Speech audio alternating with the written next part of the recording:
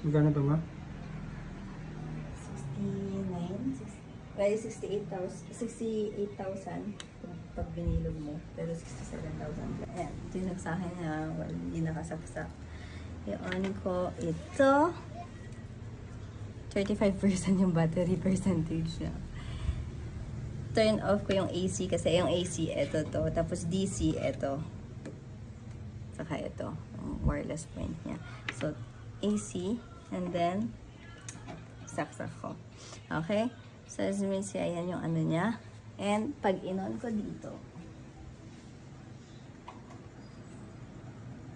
Tsan!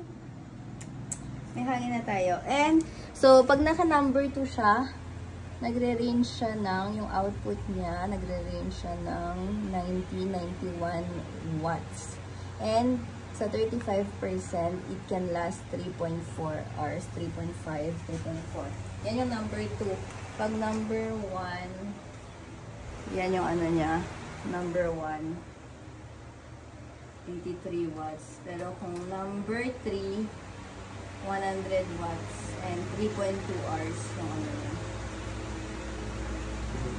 Ayan, turn on ko. Kita yung battery ko. Ayan, hindi umiilaw.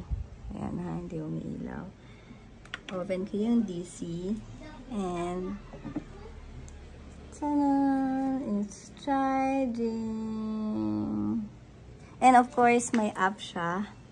Ayan, nawala na yung charging point. Pero may app siya. This one, Bluetooth. Naka-on yung DC niya. Pwede kong i-off.